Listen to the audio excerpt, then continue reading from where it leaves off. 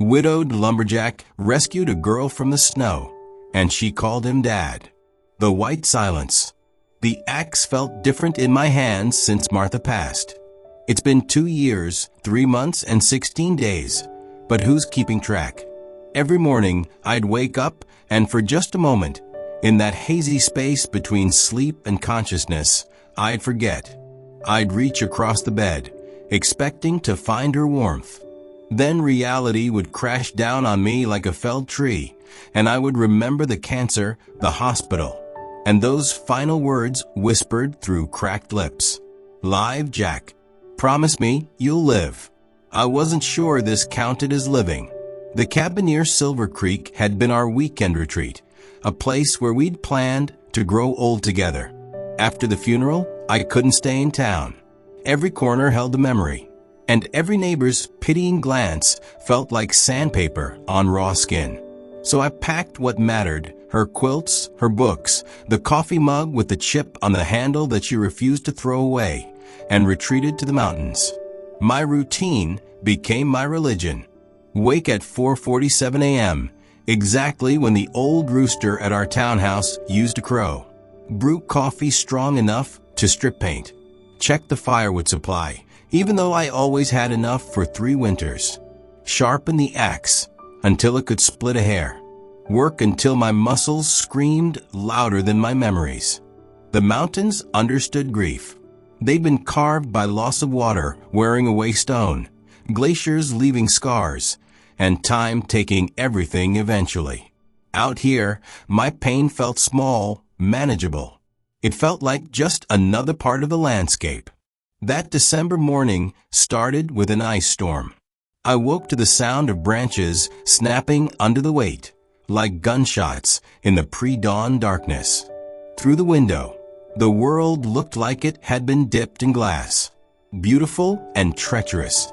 Martha would have loved it. She always said ice storms were nature's way of making us slow down and pay attention. I suited up in layers of thermal underwear, a flannel shirt, a wool sweater, and the heavy canvas coat she'd patched with fabric from her grandmother's curtains. "You'll be wearing pieces of my history," she said, smiling as she worked the needle. Now, I wear pieces of my history every day. The plan was simple.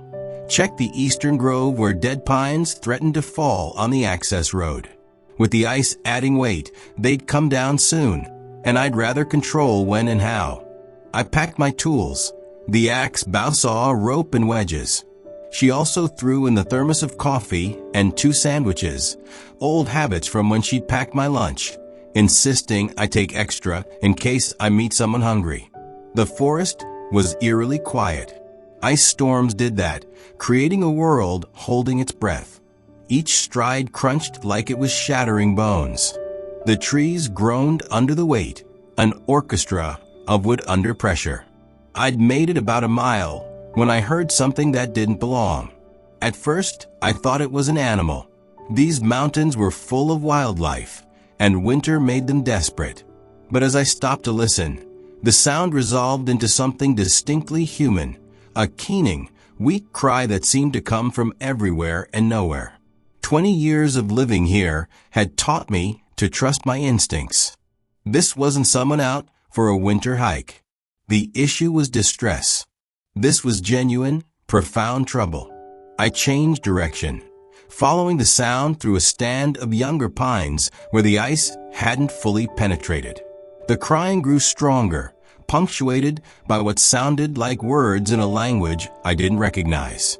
Or maybe not words at all, just the sounds humans make when language fails. The trees opened into a small clearing I'd never noticed before, and there she was. My first thought was that I was seeing things. Grief could do that, especially combined with isolation. But the small figure curled against the base of an ancient oak was real. The child, perhaps 6 or 7 years old, was dressed in what appeared to be a white nightgown. No coat, no shoes. Her dark hair was matted with ice and snow, her skin so pale it seemed translucent. I ran, my boots sliding on the frozen ground. Up close, she looked even worse. Her lips were blue-purple, her breathing shallow. Frost had formed on her eyelashes and in the hollows of her collarbones. How long had she been here? How was she even alive? "Hey," I said, my voice rough from disuse. "Hey, sweetheart, can you hear me?" No response. I pulled off my glove and checked for a pulse at her neck. There's a faint whisper, but there. Her skin felt like marble, cold and brittle. When I tried to lift her arm, it barely moved, the joint stiff with cold. I didn't waste time on questions. Hypothermia was a killer I'd seen before. Strip off my coat, wrap her up, and get her warm. That was all that mattered. She weighed nothing, like lifting a bundle of twigs wrapped in cloth. As I stood, cradling her against my chest, she made a sound. Not quite a word, but almost. "Mama?" The word hit me in the gut. "No, sweetheart. But I'm going to help you. Stay with me." The journey back to the cabin was the longest mile of my life. I alternated between a careful jog and a fast walk, terrified of falling on the ice while carrying her. Every few steps, I'd check her breathing, watching for the tiny puff of vapor that meant she was still with me. My breathing came in ragged gasps, steam rising in the frigid air. Halfway back, she opened her eyes. She paused for a brief instant. They were the palest blue I'd ever seen, like a winter sky reflected in water. She looked at me without recognition, without fear, without anything but a vast, empty exhaustion. Then they closed again. "No, no, no," I heard myself chanting. "Stay awake. Talk to me. What's your name? Where's your family?" Nothing. The cabin appeared through the trees like salvation. I kicked the door open hard enough to crack the frame, not caring about the cold air rushing in. First priority, warmth. The fireplace still had embers from the morning. I laid her on the rug, Martha's favorite, the one she bought at a craft fair our first year of marriage, and started adding kindling with shaking hands. "Please," I found myself saying, though I wasn't sure who I was talking to. "Martha? God? The universe that had already taken too much? Please, not this one. Not on my watch." The fire caught, hungry flames licking at the dry wood. I ran to the bedroom, grabbed every blanket and every quilt, including the wedding ring pattern Martha had spent 3 years perfecting. I wrapped the girl like I was swaddling the world's most precious cargo. Her color was all wrong. The blue lips, the gray skin, and the barely noticeable movement of her chest were all off-putting. I knew I should probably try to wake her and get some warm liquid in her, but I was terrified to move her. What if I worsened it? What if? Stop. I could hear Martha's voice in my head, practical as always. "Do something, Jack. Even if it's wrong, do something." I heated water on the stove and added sugar and a little salt, something I remembered from a wilderness first aid course decades ago. Using a clean cloth, I dripped it between her lips, a few drops at a time. Most ran down her chin, but some must have made it through. Hours passed like days. I kept the fire roaring. The cabin so hot I was down to my undershirt, sweat running down my back. I mostly talked to her about nonsense such as the weather, the ice storm, and the family of foxes that lived under the back porch. I tried to fill the silence and make her feel less alone as we faced the possibility of another death. When darkness fell, she was still breathing but hadn't woken. I pulled Martha's rocking chair close to the fire and settled in for the night watch. The chair creaked with rhythm. How many nights had Martha rocked in this same chair, knitting or reading while I dozed on the couch? "You would have known what to do," I whispered to the empty room. "You always knew what to do with her things." Around midnight, the girl whimpered. I was on my knees beside her instantly, watching her face contort as if in a terrible dream. Her hands, which had been still as death, began to move, pushing at invisible threats. "Shoo," I soothed, not touching her, but staying close. "You're safe." Whatever it was, Whoever it was, they can't hurt you here." She settled, but her sleep remained restless. In the firelight, I could see things I'd missed before. She had older bruises on her arms, a yellow-green hue hidden beneath the pallor, a scar on her forehead, half hidden by her hair, scratches on her feet that weren't from running through the forest. They were older, deliberately looking. What had driven a child into an ice storm in her nightclothes? Could she be fleeing from something more dangerous than freezing to death? I thought about calling the sheriff, but the radio had been predicting the ice storm would last through tomorrow at least. The roads would be impassable, and phone lines would probably be down. For now, it was just us. I must have dozed off near dawn because I woke to a different sound, not crying, but movement. The girl had pushed herself up on her elbows and was staring at me with those remarkable eyes. In the morning light, they looked almost silver. "Hi," I said softly, not moving from my chair.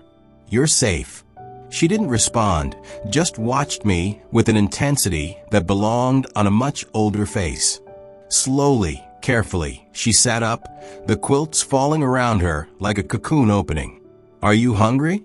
Thirsty?" Still nothing. But when I slowly reached for the mug of now cool sugar water, she didn't flinch. "Progress." "My name's Jack," I said, setting the mug within her reach. "This is my cabin. I found you in the forest yesterday. You were freezing." She looked around, taking in the details: the rough log walls, the mounted deer head Martha had always hated, and the bookshelf crammed with her romance novels and my field guides.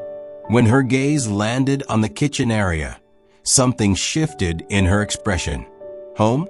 The word was so quiet I almost missed it. "My home, yes. But you're welcome here. You're safe." She reached for the mug with both hands, trembling slightly. The first sip made her cough, but she persisted, draining it completely. When she finished, she looked at me again, and I saw the question forming before she asked it. Where am I?" "Silver Creek Mountain. The mountain is approximately 20 miles away from the town." "Do you remember how you got here?" Her whole body went rigid, the empty mug falling from her hands. The empty mug landed on the rug with a dull thud, causing her to scramble backward until she hit the stone hearth. "Hey, it's okay," I said, hands up, trying to look as non-threatening as a 6-foot man could manage. "We don't have to talk about it. You're safe. That's all that matters right now." It took an hour for her to relax enough to accept some plain toast. It took another hour before she allowed me to check her fingers and toes for frostbite. By afternoon, she was sitting up properly, wrapped in Martha's favorite quilt, watching me with those ancient eyes. I kept myself busy, preparing food and tending the fire, all the while keeping up a steady stream of one-sided conversation. I told her about the ice storm, about how the trees would look like crystal when the sun came out. I pointed out the birds at the feeder, chickadees brave enough to venture out despite the weather. As darkness fell on the second night, she spoke again. "The bad men," she whispered, staring into the fire. "Are the bad men coming?" My blood ran cold, but I kept my voice steady. "No bad men here. Just me. And I won't let anyone hurt you." She studied my face for a long moment, then nodded, some minute tension leaving her small shoulders. She pulled the quilt tighter and closed her eyes, not sleeping, but retreating into some private space where the evil men couldn't follow. I added another log to the fire and settled back into my vigil, wondering what kind of monsters drove children into winter storms and what kind of man I'd need to become to keep them at bay. The thawing. The ice storm lasted 3 days, sealing us in a crystal prison. Neither of us appeared to want to leave. She, I still didn't know her name, had developed a routine of her own. Wake with the sun, accept whatever food I left within reach, spend hours staring out the window at the ice-covered world, then curl up by the fire as darkness fell.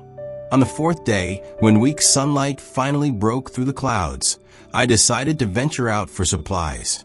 The girl watched me layer up with something like panic in her eyes.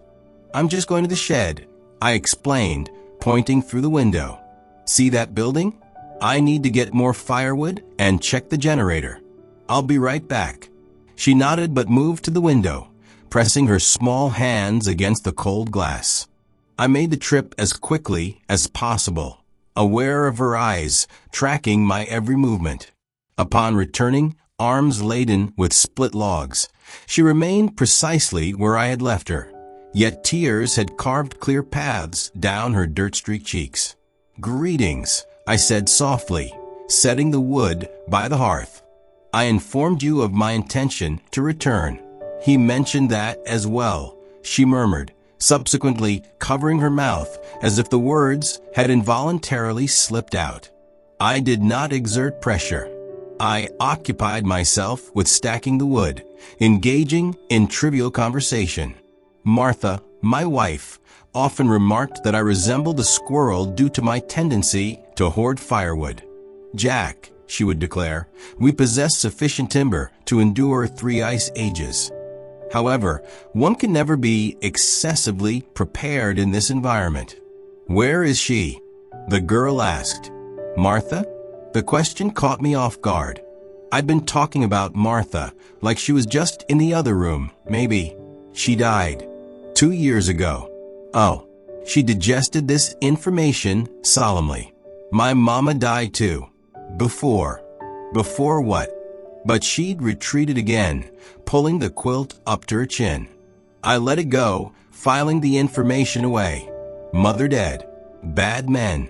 She had promised to return, but she never did. They were the pieces of a tragic puzzle that I wasn't sure I wanted to complete. That afternoon, while she napped, I searched through Martha's things for something that might fit a child. In the back of the closet, I found a box I'd forgotten about, clothes Martha had been collecting for the church donation drive. Some of them were children's clothes, probably too big, but better than a nightgown. When she woke, I showed her the box. "I thought you might want something warmer to wear." Her eyes went wide at the sight of the clothes. She reached out tentatively, fingers brushing a red flannel shirt that would dwarf her small frame. "It's okay," I encouraged. "Take whatever you want." She carefully selected the red flannel, a pair of boys' jeans that she'd have to roll up several times, and thick wool socks that went up to her knees. When she emerged from the bathroom, I'd shown her where it was, grateful the pipes hadn't frozen. She looked like a miniature lumberjack. The sight made something twist in my chest. I inquired, "Is she warm?" She nodded, plucking at the shirt sleeves that hung past her fingertips. Soft. It was the most positive thing she'd said since arriving. Progress came in small steps, I reminded myself. It was akin to gradually gaining the trust of a wild animal. The temperature increased marginally over the subsequent week, although snow remained densely accumulated on the ground. I established a routine that seemed to comfort her. Breakfast at the table, though she wouldn't sit until I did. Quiet time where I'd read and she'd draw with some old pencils I'd found.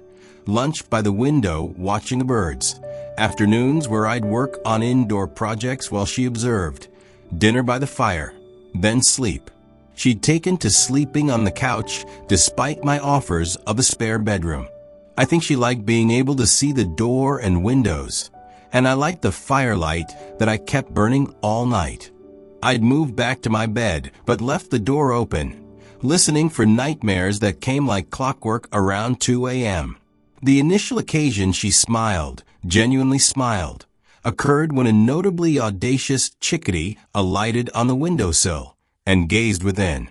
It was merely a fleeting moment, vanishing before I could completely comprehend it. Yet it altered her visage. In that fleeting instant, she appeared as she truly was, a child, not a survivor. "Would you like to assist me in replenishing the bird feeders?" I inquired. She contemplated this earnestly, then acquiesced with a nod. We donned our outerwear, She wore Martha's old scarf, which I wrapped around her thrice, and proceeded onto the porch. The world glimmered in the afternoon sunlight, ice crystals refracting rainbows in all directions. It resembles diamonds, she exhaled, awe surpassing apprehension. Martha frequently expressed the same sentiment. She gazed at me, her pale eyes earnest. She appears amiable. She was, I agreed, scooping birdseed into the feeder. She would have liked you. How do you know? I thought about it. Because she liked brave people. And you're just about the bravest person I've ever met. She shook her head. I'm not brave. I ran away. At times, escaping can be the most courageous action you can take. She considered this, then held out her mittened hands for some birdseed. We worked in companionable silence, filling all 6 feeders Martha had insisted on installing. Birds need help in winter, she'd said.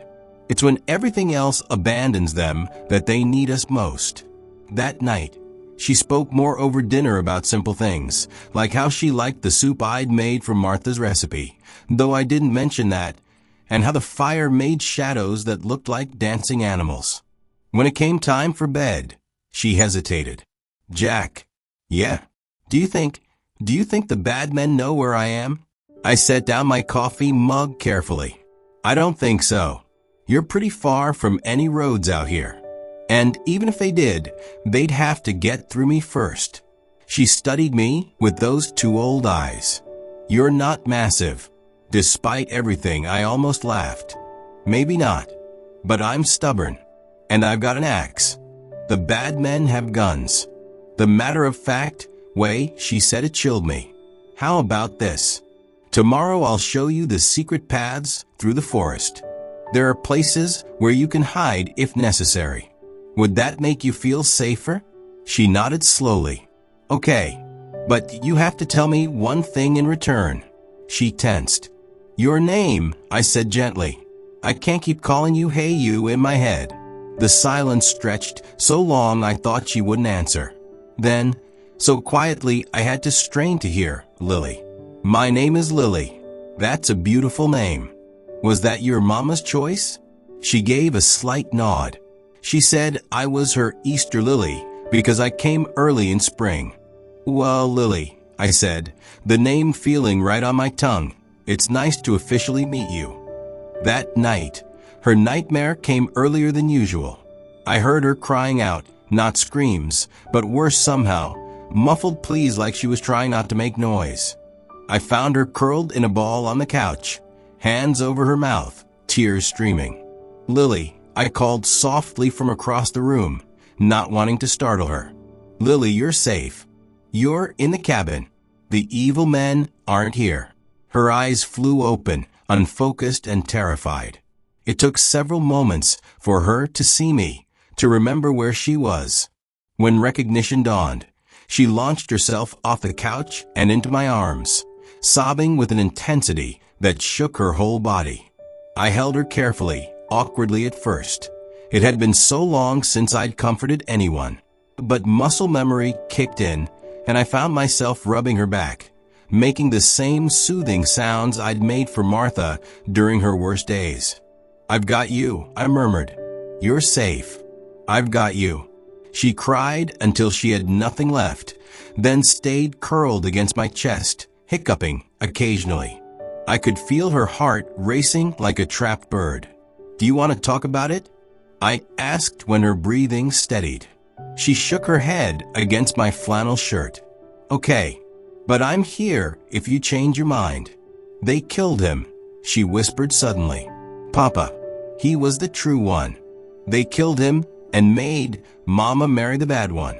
And then Mama got sick and died, and the bad one said I had to be good or he'd put me in the ground with him. The words came in a rush, like a dam breaking. I held her tighter, fury building in my chest at these nameless monsters who'd terrorize a child. But I wasn't good, she continued. I tried, but I couldn't be good enough. So he said he was going to sell me to the other evil men. He assured me that I would learn to be good for them. That's when I ran. Jesus Christ. I closed my eyes, trying to control the rage that made me want to find these men and introduce them to my axe. But Lily needed calm, not anger. You did the right thing, I said firmly. Running was precisely the right thing. And you don't ever have to go back. You hear me? Never. Promise? The hope in that single word nearly broke me. I promise. She relaxed incrementally, exhaustion overtaking fear. Can I stay here? With you? As long as you want. Forever? If that's what you want. She pulled back to look at my face, searching for the lie, the trick, the catch. Finding none, she nodded and settled back against my chest. Jack. Yeah. You experienced the same emotions as a father should. I couldn't speak past the lump in my throat. I just held her until she fell asleep, then carried her to the spare bedroom.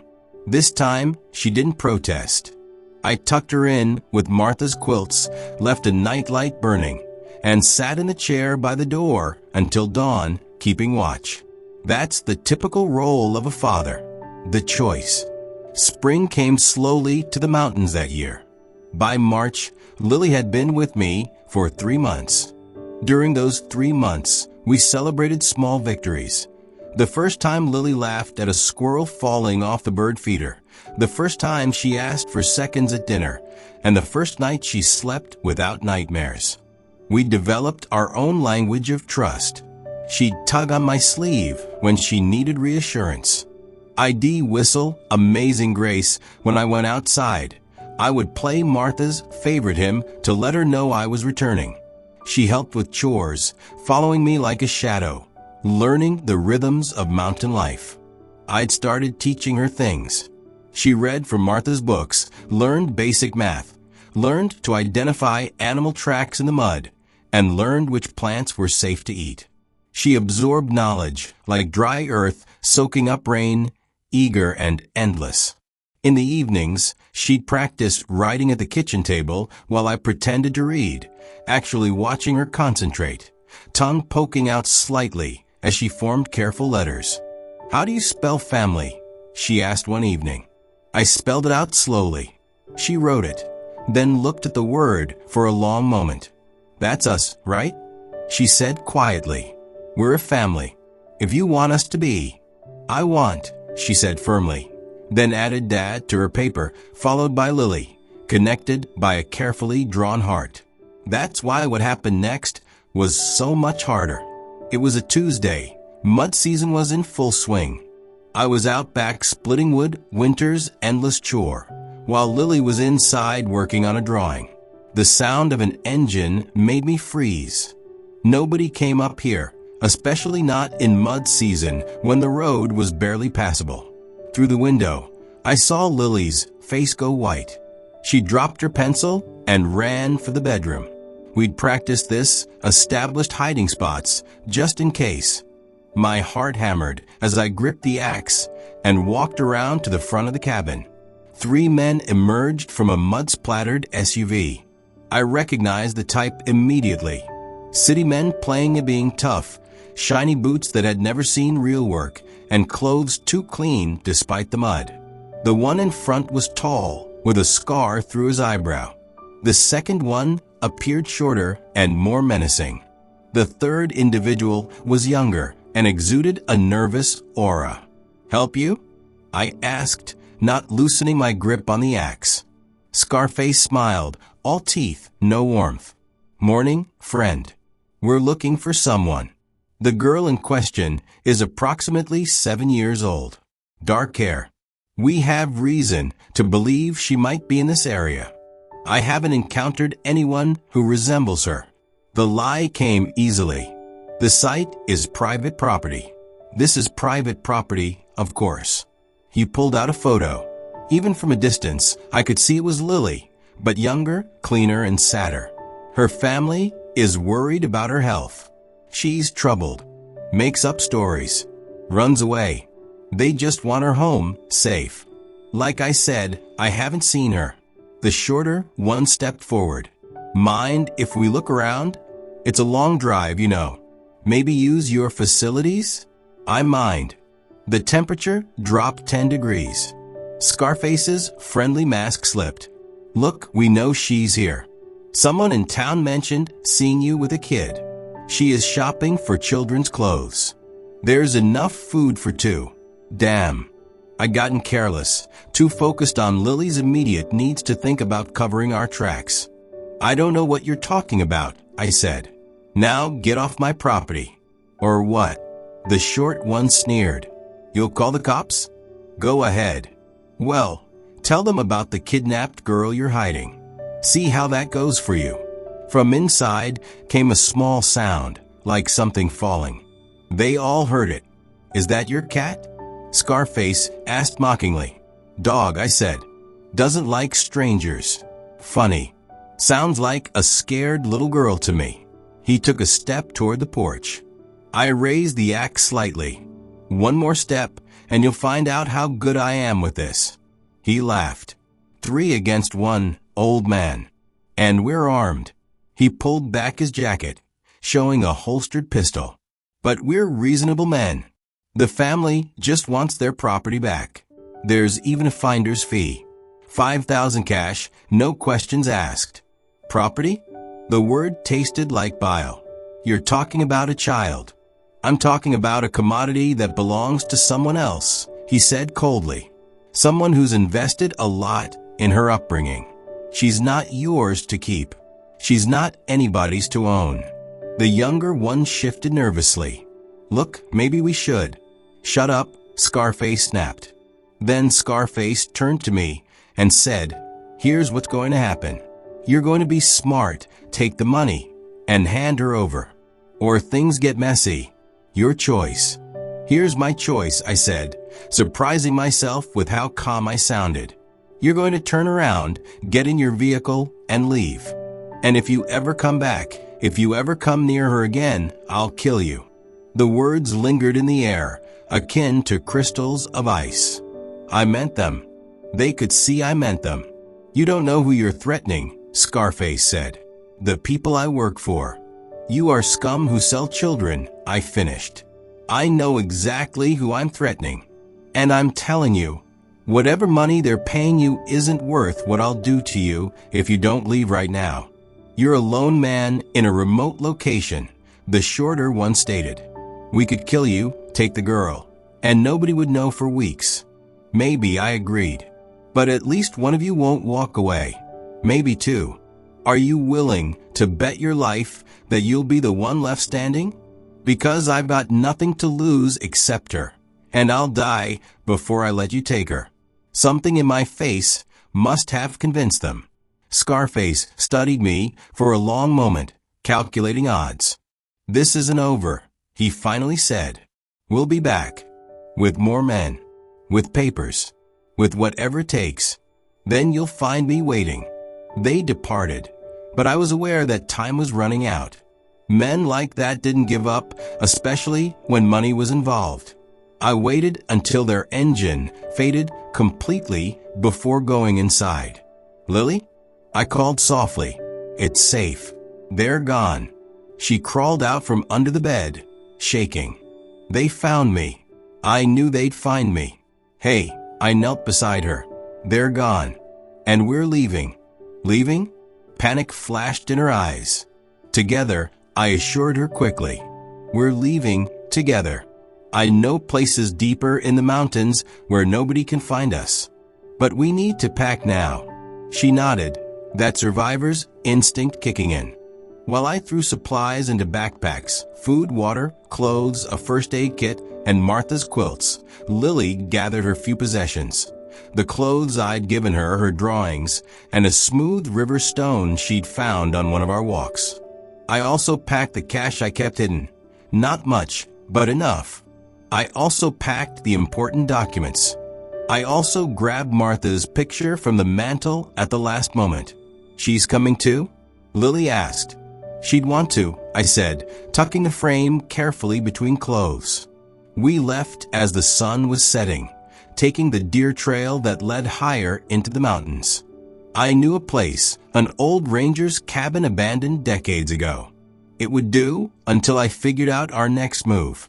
Lily walked without complaint, but I could see the exhaustion in her small frame.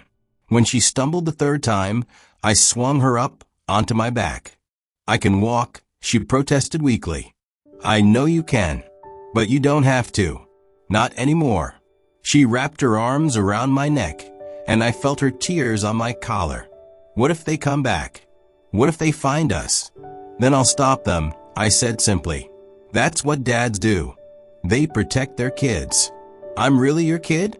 The hope in her voice nearly broke me. "You really are.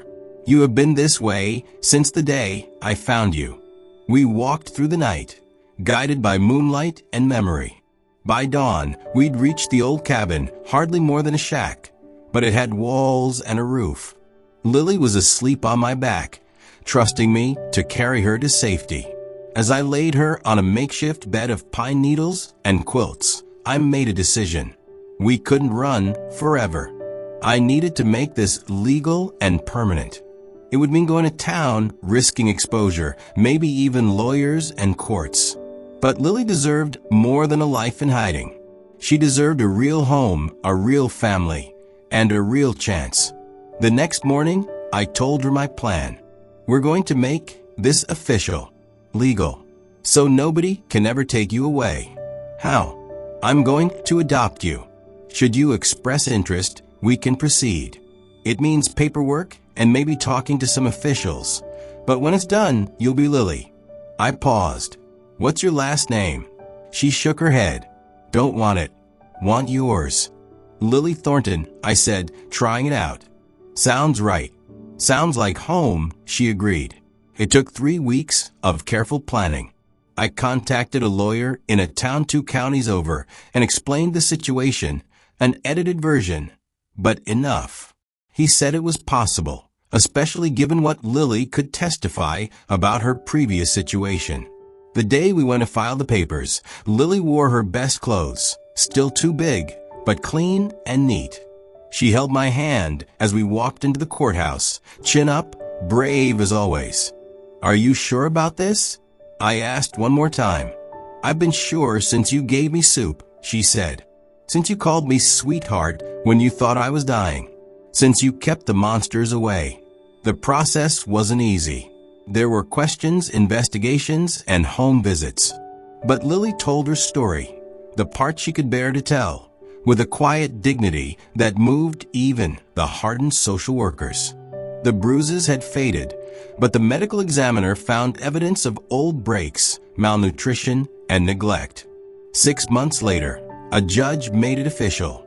Lily Thornton is the adopted daughter of Jack Thornton. As we left the courthouse, she slipped her hand into mine. Now they can't take me? Now nobody can take you. Ever. Good, she said. Because I've got a lot of learning to do, and you've got a lot of teaching to do, and we're going to need time. All the time in the world, I promised. We went home, our real home, the cabin near Silver Creek. I'd installed new locks, a security system, and even a radio to contact the sheriff if needed.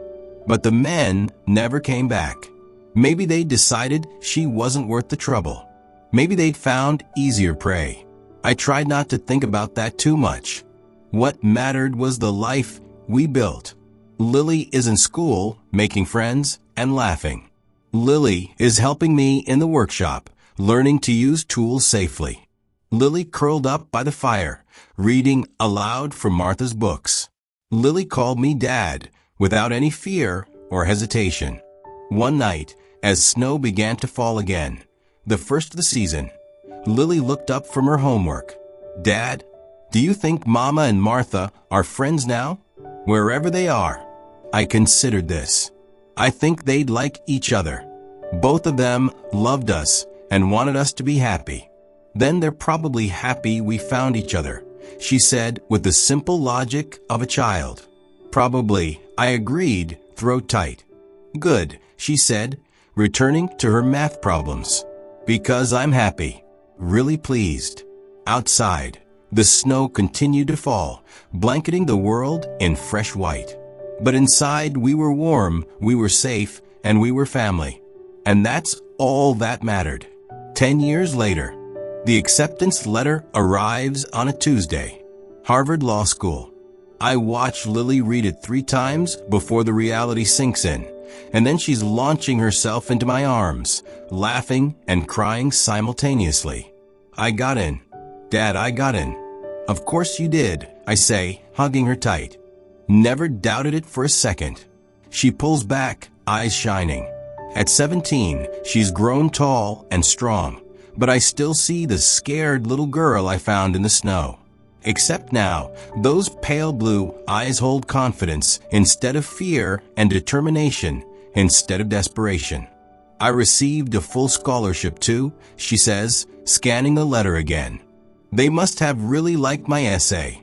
Her essay is about finding family in unexpected places, about the man who chose to be her father when the world had abandoned her. She let me read it last month. I shed tears of joy. You'll change the world, I tell her. One saved kid at a time. That's her plan. Family law, focusing on children in the system. Kids like me, she says. Kids who need someone to fight for them. The cabin is full of her achievements now. Honor roll certificates, science fair ribbons, and the trophy from when she won the state debate championship. Martha's quilts still cover the beds, but now they share space with Lily's own creations. She took up quilting in middle school and said it made her feel connected to the grandmother she never met. We should celebrate, I say. Dinner at that fancy place in town? Actually, she says, a familiar, mischievous glint in her eye. I already invited some people over. I hope that's okay? By some people, she means half her senior class. By evening, the cabin is full of teenagers, laughter, and music. I man the grill, watching Lily move through her friends with easy grace. She's popular, beloved even by the girl who volunteers at the shelter, tutors struggling students, and organizes fundraisers for foster kids. Mr. T, her best friend, Marcus, appears at my elbow.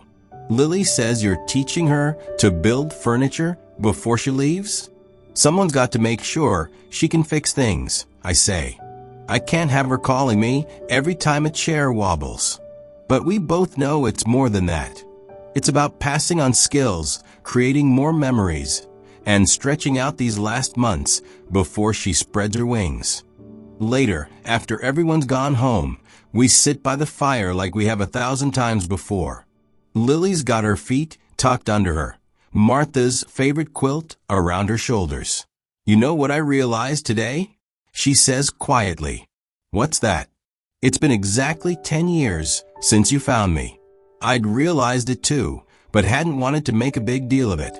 Some anniversaries are complicated. Best day of my life, I tell her honestly, even if I didn't know it at the time. Mine too, she says, because it was the day my real life started. The day I found my dad. Lily. No, let me say this. She sets down her hot chocolate and faces me fully. I know you think you saved me, but Dad, you have no idea how much you saved me. You protected me not only from the cold, but also from the evil men. You saved me from believing that's all I was worth. You demonstrated to me my deservingness of selection, love, and being someone's daughter. You always deserved that, I say roughly. I just got lucky enough to be the one who got to love you. And I got lucky enough to be loved by the best man I know, she says. The man who taught me to be brave, to be kind, and to never give up on people. Everything good in me, I learned from you. Your mama would be proud of who I became, she finishes. Because of you. You kept your promise, Dad. You kept me safe. You gave me a home. You gave me a future. We sit in comfortable silence, watching the fire. Tomorrow, there will be college preparations, dorm supply lists, and the bittersweet countdown to departure. But tonight, we're just us, the lumberjack and the girl he found in the snow, the unlikely family forged by choice and love and fierce protection. Dad, Lily says eventually. Yeah? When I have kids someday, I hope I'm half the parent you've been. You'll be better, I assure her. Because you'll know what it's like to be chosen. And you'll choose them every day, the way we chose each other. She smiles, that transformative smile that still catches me by surprise. We did good, didn't we? For a widowed lumberjack and a runaway girl? We did perfectly, I say. Outside, snow begins to fall gently this time. No storm, just quiet beauty. Inside, we're warm, we're together, we're family. And after all these years, that's still all that matters. Years later, when Lily wins her first case, custody granted to foster parents over biological relatives who'd been abusive, she calls me from the courthouse steps. We did it, Dad. We saved one. First of many, I tell her, pride making my voice thick. First of many, she agrees. I learned from the best. And somewhere I like to think Martha and Lily's mama are watching, smiling, knowing their children found each other when they needed it most. That's the nature of love at times. Love finds you in the snow, unexpectedly, and unites two broken hearts into an unbreakable family. Forever and always. The end.